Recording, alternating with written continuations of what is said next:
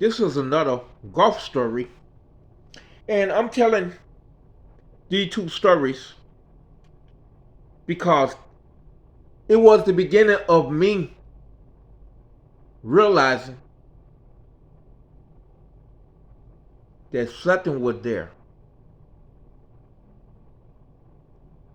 Something was there, but I couldn't put my foot on it. But I didn't know the guy who was standing in the hallway watching me and my brother Cedric sleep for the last 10 or more years back then. I didn't know at the time he had something to do with it. But anyway, let's get to the story. My dad always take me to work on Fridays, Saturdays, and Sundays. On Friday when they had no school, I wanted to miss school. He'd take me there Friday, Saturday, Sunday. One day, him and Chuck were in the restaurant. Him and Chuck were eating breakfast on the Saints golf course, right? And I see a man out there teaching a young kid how to hit the ball, right? So, back then, little kids didn't care about eating that much. And I say, hey, Mr. Chuck Daddy, can I go out there with that man teaching that kid? They say, oh, yeah, go ahead, David. I went out there and the guy say, you ever held a golf club? You Lonnie's son, right? I said, yes, sir. He said, well, you hold a club like this and you do this and you do that and all that and that good stuff. And then 5 minutes later, I'm hitting balls. Remind you, I'm hitting balls straight down the middle in back of the driving range into the lake. And Sal say, what the hell is this? He done hit 20 balls in back of the driving range. He say, pros can't even do that. Remind you, I'm just a little kid. I'm about 10 a year old, I think, or 11, right? And I'm just hitting on balls, and I hit a whole bucket in there. Sal got another ball. The young kid standing up there looking shocked, like, what the hell is going on here? Right? Yeah. When I went to hit the other bucket of ball in the lake, my dad and Chuck come out. And Chuck say, hey, give him a goddamn 5 wood. You see him hitting the balls in the lake and back of the driving range. I got to pay somebody to get them balls. Just give him a 5 wood. He can't hit that in there. The guy gave me a 5 wood. All the balls went past the driving range and back of the lake, slapped down the middle. Them balls were so high you couldn't even see them until they land. When we see the water splash. That's how we know they were going in the water. Right? So Chuck say, give him a 7-9. Just give him a 7-9, man, because I got to pay somebody to get the balls, man. This went beyond normal. Right? So I got the 7-9, and I think I was hitting them probably maybe 250, maybe even 3. But I was hitting them halfway down that damn driving range. Halfway. And while I hitting, Sal going crazy. Lonnie, you got a millionaire. Lonnie, we're going to be millionaires, Lonnie. Oh, Lonnie, we ain't going to have to work our whole life. I teach them free, Lonnie. Just bring them like you've been doing every Saturday, Sunday. And I teach them free. Lonnie, we're going to be rich. And my daddy just had his head down. He wasn't excited or nothing. Right? So me and the kid talking. And the kid say, damn. I ain't going to never be captain when we go to high school. I said, what grade you in? He told me, and I was 2 years ahead of him. And he said, well, at least you're going to make my game better. I said, what you mean? He said, man, can't nobody beat you. He said, I never seen a pro hit the ball like that. He said, I'm an amateur champ. He said, I don't want every amateur title there is to win. In no way I can beat you, son.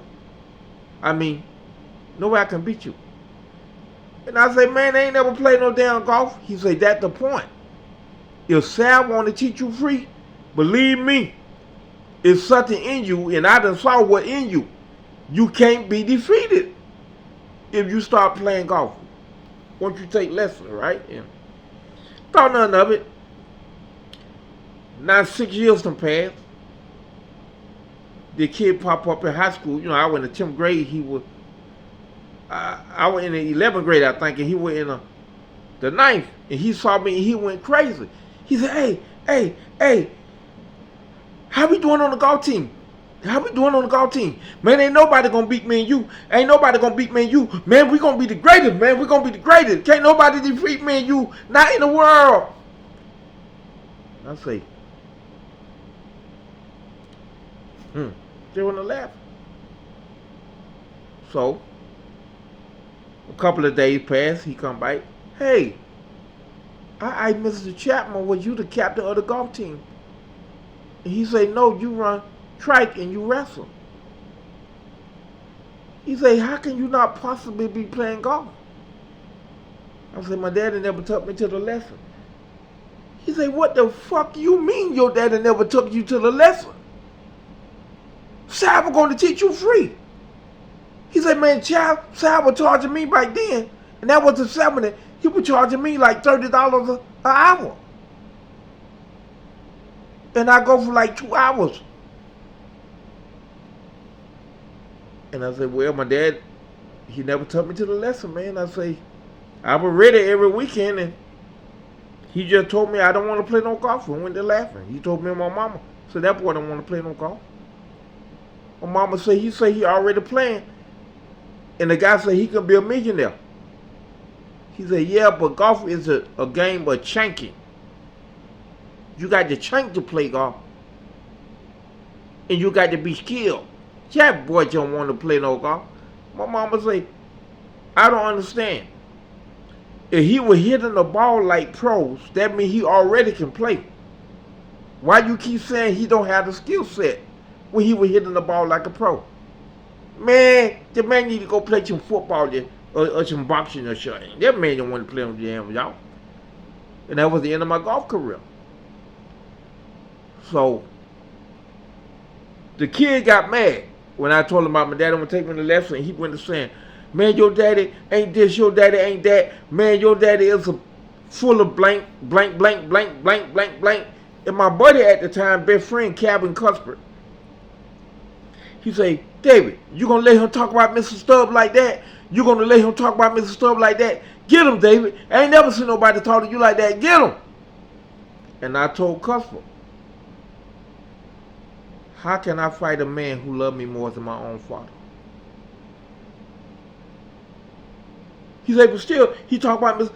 I said, listen again, Cuthbert. How can I fight someone who cares more about me than my own father? Couple looked confused. And that's the story of the first time I held a golf club. It's somewhat biblical. And I say biblical because an angel was involved, which was Bobby Jones, one of the greatest golfers of all time. He was my angel. He was one of my angels. But anyway, things happen for a reason. Forgive your pops. I hope y'all enjoyed the story. Thank you and God bless.